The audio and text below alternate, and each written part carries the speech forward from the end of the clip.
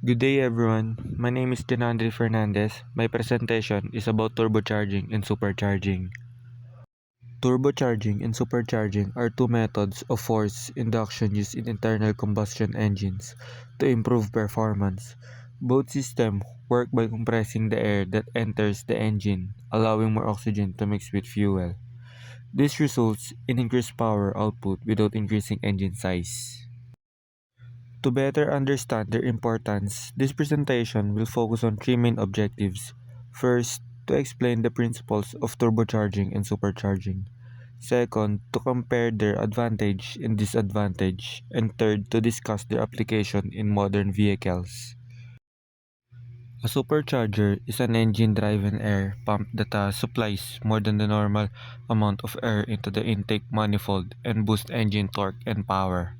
A supercharger provides an instantaneous increase in power without any delay. However, a supercharger, because it is driven by the engine, requires horsepower to operate and it is not as efficient as a turbocharger.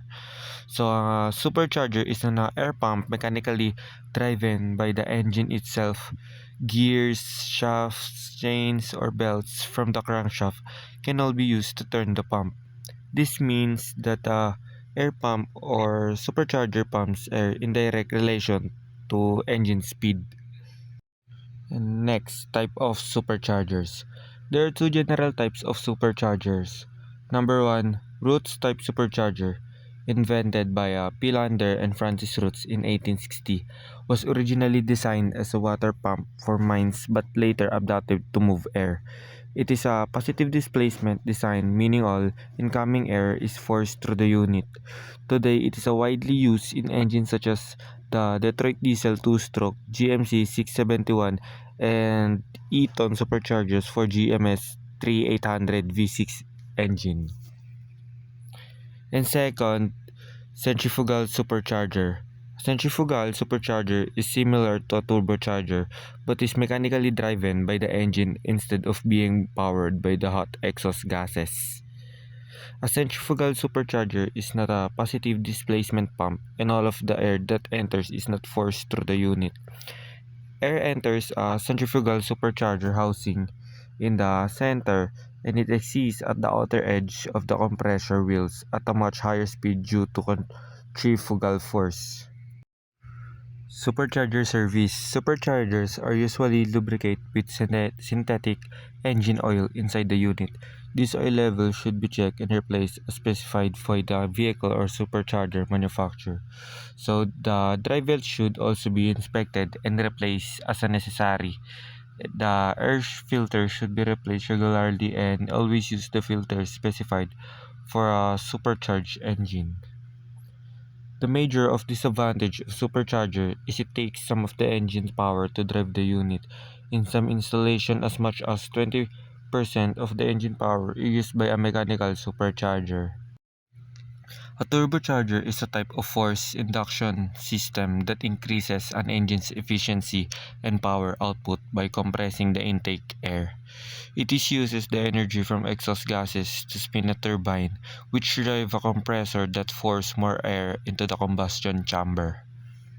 This allows more fuel to burn efficiently, producing a greater power without increasing engine size. And also, turbochargers are widely used in modern vehicles to enhance performance and improve fuel economy and reduce emissions. To take full advantage of the exhaust heat which provide the rotating force, a turbocharger must be positioned as close as possible to the exhaust manifold. This allows the hot exhaust to pass directly into the unit with minimal heat loss. As exhaust gas enters the turbocharger, it rotates the turbine blades. The turbine wheel and compressor wheel are on the same shaft, so they turn at the same speed. Rotation of the compressor wheels draw air into a central inlet and centrifugal force pump it through an outlet at the edge of the housing. A pair of bearings in the center housing supports the turbine and compressor wheel shaft and it's lubricated by engine oil. When turbochargers fail to function correctly, a noticeable drop in power occurs. To restore proper operation, the turbocharger must be rebuilt, repaired, or replaced.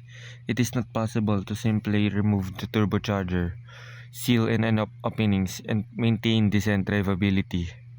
Bearing failure is a common sense of turbocharger failure, and replacement bearings are usually only available to rebuilders. Another common turbocharger problem is excessive and continuous oil consumption, resulting in blue.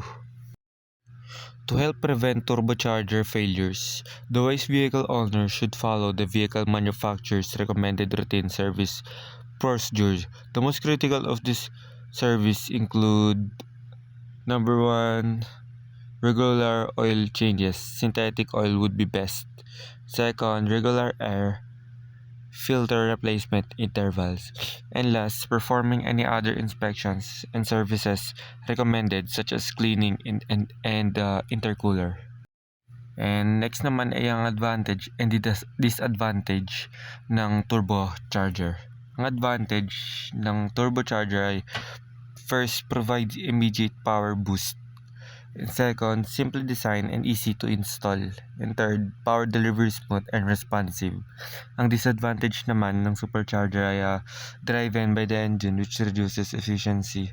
Second, increases fuel consumption. And third, can generate more heat and stress on the engine. Next naman ay turbocharger. Ang advantage ng turbocharger: uses exhaust gases, so improve efficiency. Second, increases power without significantly increasing fuel use. And third, help reduce emission in modern engines. Ang disadvantage naman ng turbocharger ay delay response before power kick in. And second, more complex system, higher maintenance. And last, can generate high heat and required additional cooling. And next one's for the conclusion. The turbochargers and superchargers both enhance engine performance through forced induction. Superchargers provide instant power, while turbochargers improve efficiency by using exhaust gases. Each has its own strengths and limitations, and their application depends on the balance between power, efficiency, and design needs. So with that, this ends my presentation. Thank you for your attention and have a good day.